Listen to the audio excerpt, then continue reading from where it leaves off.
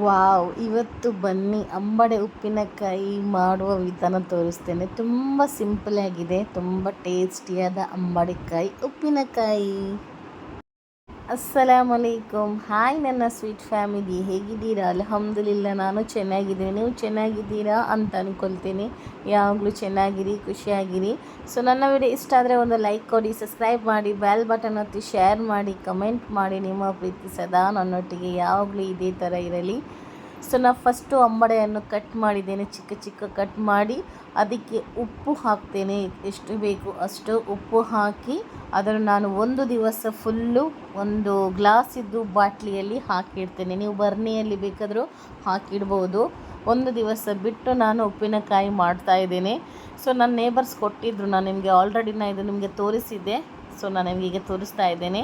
So ಇದನ್ನೆಲ್ಲ cut ಮಾಡಿ ಒಂದು ಬರ್ನಿಯಲ್ಲಿ ಹಾಕಿ ಒಂದು ದಿವಸ ಬಿಟ್ಟು ನೆಕ್ಸ್ಟ್ ಡೇ ನಾನು ಇದನ್ನು ತೆಗಿತೀನಿ.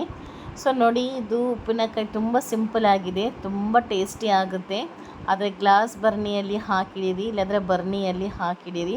ಸೊ ನಾನು ಅಂಬಡೆಯನ್ನು ತೆಗೆದು ಮಸಾಲೆ ರೆಡಿ ಮಾಡ್ತೇನೆ. ಸೊ ನೋಡಿ, ಮರುದಿವಸ ಇದು ನಾನು ಮೆಣಸು ತೆಗೆದಿದ್ದೇನೆ. ಖಾರ ಎಷ್ಟು ಬೇಕು ಅಷ್ಟು ತಗೊಳ್ಳಿ, ನಿಮ್ಮ ಅಂಬಡೆ ಎಷ್ಟಿದೆ ಅಷ್ಟರಲ್ಲಿ ತಗೊಳ್ಳಿ. ನಾನಿದು ಖಾರ ಜಾಸ್ತಿ ಇಲ್ಲ, ಸ್ವಲ್ಪ ಕಡಿಮೆ. ನಿಮಗೆ ಖಾರ ಜಾಸ್ತಿ ಬೇಕಾದರೆ ಖಾರ ಮೆಣಸು ತಗೊಳ್ಳಿ. ಸೊ ನಾನು ಖಾರ ಮೆಣಸು ಇದ್ದದ್ದು ತಗೊಳ್ಬೋದು. ಇದು ಜಾಸ್ತಿ ಖಾರ ಇಲ್ಲ, ಸೊ ಕಡಿಮೆ ಖಾರದ್ದು ನಾನು ತಗೊಳ್ತಾ ಇದ್ದೇನೆ. ಯಾಕಂದರೆ ನಮ್ಮ ಮಕ್ಕಳಿಗಾಗಲಿ ನನಗೆ ಖಾರ ಜಾಸ್ತಿ ಇಷ್ಟ ಅಲ್ಲ, ನನ್ನ ಹಸ್ಬೆಂಡಿಗೆ ತುಂಬ ಇಷ್ಟ.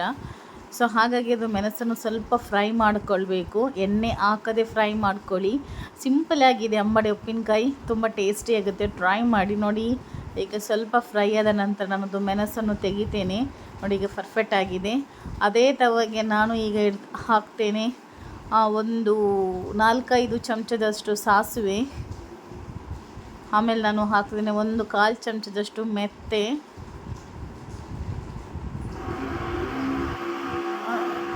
ಆ ಸೈಡಲ್ಲಿ ಕೆಲಸ ಆಗ್ತಾ ಉಂಟು, ತುಂಬ ಸೌಂಡ್ ಬರ್ತಾ ಇರ್ಬೋದು ನಿಮಗೆ. ಅದನ್ನು ಒಳ್ಳೆಯಿಂದ ಫ್ರೈ ಮಾಡ್ಕೊಳ್ಳಿ.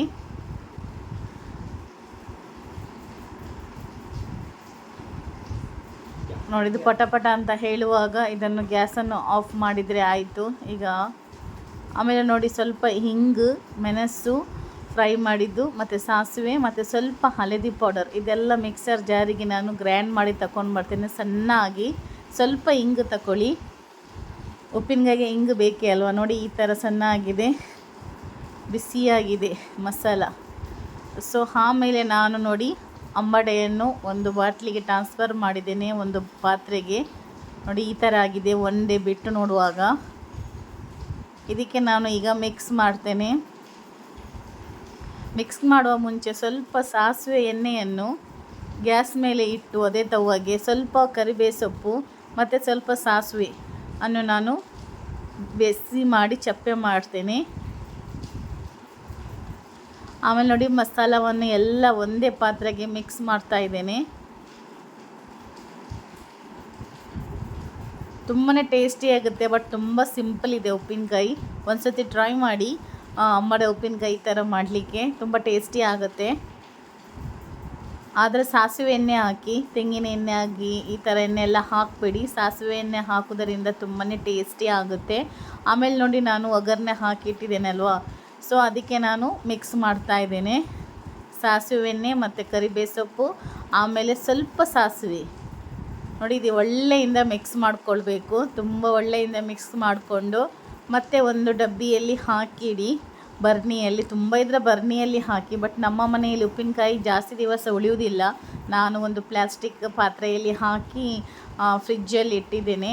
ಯಾಕಂದರೆ ಅದು ನನ್ನ ಮಕ್ಕಳು ಆಚೆ ಈಚೆ ಹೋಗುವಾಗ ಒಂದೊಂದು ಚಮಚ ಬಾಯಿಗೆ ಹಾಕ್ತಾರೆ, ಅಷ್ಟು ಇಷ್ಟ ಅವರಿಗೆ ಉಪ್ಪಿನಕಾಯಿ ಅಂದರೆ. ಸೊ ಹಾಗಾಗಿ ನಾನು ಜಾಸ್ತಿ ಮಾಡಲಿಲ್ಲ, ಸ್ವಲ್ಪನೇ ಮಾಡಿದೆ. ಈಗ ಮಳೆಗಾಲ ಅಲ್ವಾ, ಸೊ ಹಾಗಾಗಿ ನನ್ನ ಹಸ್ಬೆಂಡಿಗೆಲ್ಲ ಇಷ್ಟ ಅಲ್ಲ, ನನ್ನ ತಂಗಿಗೆ, ನನ್ನ ಮಕ್ಕಳಿಗೆಲ್ಲ ಅಂದರೆ ತುಂಬ ಇಷ್ಟ ಉಪ್ಪಿನಕಾಯಿ. ಸೊ ಅವ್ರಿಗೋಸ್ಕರ ನಾನು ಸ್ವಲ್ಪ ಮಾಡಿದೆ ಅಷ್ಟೇ. ಮತ್ತು ಅಂಬಡೆ ಇರಲಿಲ್ಲ, ನಾವು ಆಚೆ ಮನೆಯಿಂದ ನಾನು ನೇಬರ್ಸ್ ಹತ್ರ ಕೇಳಿ ತಗೊಂಡು ಬಂದದ್ದು, ಸ್ವಲ್ಪ ಅಂಬಡೆ ಕೊಡಿ ಅಂತ ಹೇಳಿ. ನೋಡಿ, ಈ ಥರ ಆಗಿದೆ. ಇದನ್ನು ನಾನೀಗ ಡಬ್ಬಿಯಲ್ಲಿ ಹಾಕಿಡ್ತೇನೆ ಫ್ರಿಜ್ಜಲ್ಲಿ. ನನ್ನ ವಿಡಿಯೋ ಇಷ್ಟ ಆದರೆ ಒಂದು ಸಬ್ಸ್ಕ್ರೈಬ್ ಮಾಡಿ, ಇದೇ ಥರ ಉಪ್ಪಿನಕಾಯಿ ಒಂದು ಸರ್ತಿ ಟ್ರೈ ಮಾಡಿ.